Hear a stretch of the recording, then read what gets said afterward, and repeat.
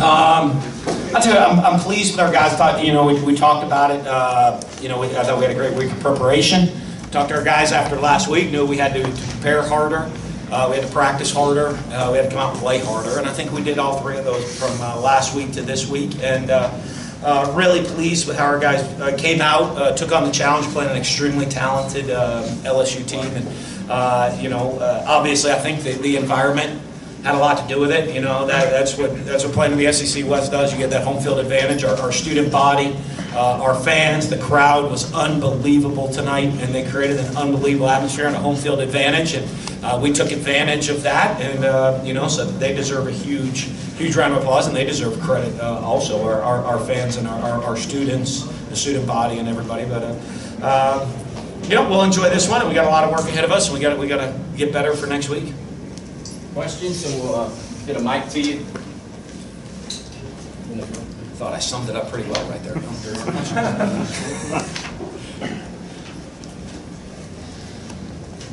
Bueller. Anyone Bueller? Hey, Coach. Steve Moulton, 97.7 The Zone. If you could assess your offensive line, how do you think they played tonight, Coach? I thought they did an excellent job. I thought we executed at a pretty high level, and that was a part of it coming in there. They have some real talent on the defensive line, and we wanted to make sure we were able to stay balanced. And so execution, running the ball first, second down, being able to run the ball and not make it a pass rush, have to throw a game was huge for us. So I was really pleased with us. We wanted to come out and run the football, and they executed, and we were able to do that. It seemed like the run game evolved from more design quarterback stuff to some true option stuff. Is that because Harris was so effective inside and kind of a little bit of both? We had all of that in the package. Coming into the game, we wanted to run the football, so we had. We had tailback runs, quarterback runs, option runs, read zone runs. We wanted to make sure we could run the ball to hopefully neutralize their pass rushers. Coach, Jace Crispin was a perfect game tonight. When was the decision made to go with him? He did well after the game last week, and in practice, all I can do is kind of go off of practice, and he had the best stats at practice this week, and so we went with him, and you know what, took advantage of his opportunity, did a heck of a job. What did you kind of see with their defense, with Keith Mixon able to get into seams and be open a lot? Different things. What we're trying to do is trying to get them back and forth and out of nickel and base defenses and try to create some mismatches. And he's a guy that can create some mismatches in the slot. And and so we just trying to move some people around to create those matchups.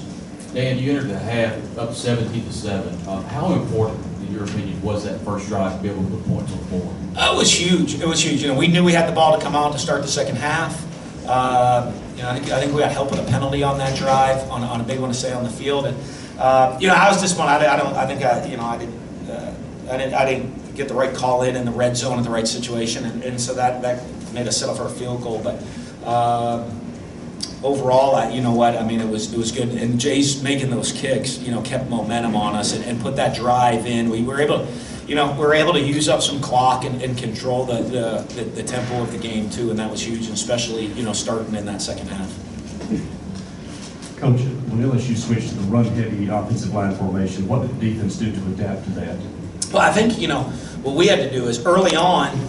They were unbalanced and overshifting and trade and moving and like they do, and that's what they do. And a couple times they got us out of formation. We didn't get the right check on the defense. We didn't slide the right way with the D-line defense, and so they took advantage of it. But we talked to our guys. It wasn't and they were fired up. You look, we got some young players on this team. Especially some young defensive linemen, and they're juiced about the atmosphere. He just told me, be juiced, but you got to also, execute at a high level. And so, once they settled down and started, making the adjustments we needed to get lined up properly, that was the biggest issue. Whether it was on kickoffs or punting, can you talk about the advantage of field position what the coach gave y'all tonight? Well, it was huge, but you expect that as a senior. He's a guy that we count on, a leader of our specialists. He's a great leader on the team. He's been in all kinds of situations in his career. Been in and played in big games before, so I think he understands the moment of what he needs to do when he walks out there on the field. And I know he knows we have the confidence in him. His teammates have the confidence in him, and they expect him to perform at that high level. Back to the offensive line, a lot of success running off tackle and then with behind the tight ends. Talk about the job of Stuart Reeves and Parrott and Justin and those guys. Well, it was huge. I mean, we have a little experience at tight end, so we're playing those guys. They're involved in the offense a little bit more, and with Parrott and Justin Johnson and Jordan Thomas, and to help create some different edges and some different looks for teams. I was really pleased with Stewart. As a redshirt freshman, walking out there and having to go against an Arden Key who is one of the most dominating defensive players in the country. I thought he did a great job of going out there and taking on that challenge and going and performing. Dan, I think the only second half position y'all didn't score on was when you took a knee. Good. Did you make? No, we went the 3 and out after we stopped them on the first 4th down too. Did you? Yeah, the last 2 possessions like that. We stopped them on 4th down and then we didn't get the first. I was disappointed with that. Did you make any changes at halftime, any adjustments to what you were doing offensively? Did you see something? Minimal, a couple of things here and there, just, a couple of things that we thought they might give us. I think once we started running the ball, they made an adjustment and we went out to just to change a different call. They started playing, they're a 3-4 team. They started playing a little more 4-3 in the second half. So just some adjustments against some 4-3 in different formationally to try to continue to be able to run the ball. Dan, kind of the book on LSU over the years is that physically they really dominated the trenches, but you guys pretty much did what you wanted to most of the time on both sides of the ball. Did that surprise you? I mean, was that a matchup you thought was a good one coming in, or what do you think kind of led to that? What I think early, I think us to be able to stay balanced with, with the ability of Fitz with a couple of quarterback runs here and there, not overloading it, and Harris really running physical, kind of kept them a little off balance at times and allowed us to stick with the run game for 4 quarters. And then, obviously getting the lead helps, and executing early, getting a lead, and, and being able to really stick with run and play action. And, and that's what we're able to do. We're able to hit a couple of big some play action passes, but that's all set up by the run game. You talk about the run game, obviously that was the meat of the offense, but several big plays, especially 3rd downs, make the show able to keep the plays and keep drives going. After the last couple of weeks, that's what we wanted to see from them. Well, I think it's a great job. Like Fitz, to me, came out, knew the game plan, executed and hit some play action shots for us. But really his management on 3rd down I thought was huge for us tonight. A couple big ones, whether it was getting the ball to Keith for 1st downs, Donald Gray with a huge catch on the 3rd down conversion there in the second half. That it was that management of putting us in the right situations that was huge. Dan, you guys beat LSU by 30. How much is this the best you guys can play, or is there still more for you guys to do? No, we got to get a lot better. I think like I said, tonight we came out and the crowd had a lot to do with that. But we have got to we got to continue to improve. We have a young football team. We got to continue to build the depth of the game, of the players on the team, and continue to take steps forward with our performance and preparation during practice time, and then come out and have practice translate into playing like we did tonight. Coach, like you just said, you beat LSU by 30, and of course you were prepared for this game today, but do you feel like such a large deficit, you were prepared to win by that much? You never know how a game's going to play out. I thought we felt pretty good about our plan if we came in and executed, and but you never know how the game's going to go out. We got to see what they're going to do, adjustments to us, our adjustments to them, and then our guys got to go out there and perform. But I think our guys did. Our guys embraced the atmosphere tonight and the crowd, and that obviously gave us a huge edge. Dan, even though y'all didn't score on the first drive, do you feel like you established the run pretty well there, set the tone? Yeah, I do. I think coming out, I think especially that first drive, we hit a couple of runs, to get 1st downs, and I don't know establish the run, but I think especially for some of our younger guys in line, it built some confidence. That again, hey, they got this great front, but here we were able to run the ball a little bit, and that built confidence, and that confidence continued to build throughout the game. And then we saw Corey Thomas came out. Yeah. On their right now, Corey, I think is going to be out for the next couple of weeks. We'll see. Gabe could be questionable this week. He's going to be week to week. Both have foot injuries, and so you know, we'll see if Gabe's ready to go this week. Hopefully Malik practiced a lot, so he might be back in the mix next week for us. He didn't play in the game, but he practiced some this week. You know, obviously, it'd be good to get Malik back with two of our key starters and key leaders of the team down.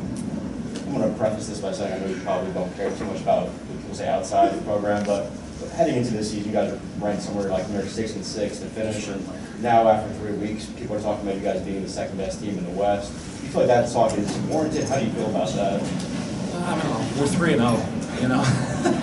So, you know, we got a long way to go to get 6 wins. So I guess, you know, we'll see what happens down the road, and got a huge challenge next week going, you know, playing a team that was just about a top 10 team this week, and that's part of playing in the Southeastern Conference, especially playing in the SEC West. Is you know, you get to follow that up with another nationally ranked team on the road next week. You've alternated running backs throughout the first couple of games. Was the game plan just to ride Harris as long as you could? Well, you know, I think, you know, you're building it, and we're running the ball effectively. Harris is our back, our guy, and he was really playing hard. And you know, flow of the game, we're running it. We just stuck with him and let him kept going. You know, I got to look at times, even at halftime. I was hoping to get maybe some of the younger guys in just to get them in the flow of the game early, but it was hard how well I think Harris was running the ball hard to get him out of there. Nick said to ESPN that his grandfather was here tonight, and I feel like this man some inspired ball. Good. He didn't let me know that. I didn't know if he had extra, but you know, so happy for him. Coach, a couple of questions. If you could talk about your defense, especially on third down, limiting them to 3 of 13, Coach. Well, I think that was, you know, I think that's huge because they got some skilled players out on the outside, and you know, and I think on the back end we did a good job of avoiding the big play. We didn't give up the big shot play. You know, they're a run play action team, and you know, they ran the ball with some physicality. Obviously, getting the lead kind of maybe got them out of their game plan. But we didn't give up the shot down the field. You know, they were run play action. We limited kind of just run and third down, and so I thought that was huge. And Todd just, you know, got our guys playing hard. As I said, I mean, they do our defensive staff. You know, I mean, Brian Baker and Terrell Buckley, Ron English, and obviously Todd do a great job getting those guys ready. And you watch how hard we play, and you know, that standard of expectation. They're doing a great job of putting those guys in position and getting ready to play games, and they executed well tonight.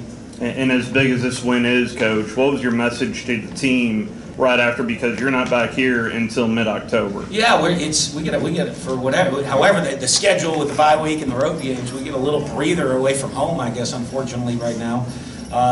2 road games in the bye week, but so hopefully we keep it going. I know our biggest message is that we need our fans back and that type of atmosphere to help us, to give us that home field advantage. But ours is we're going to enjoy this victory tonight.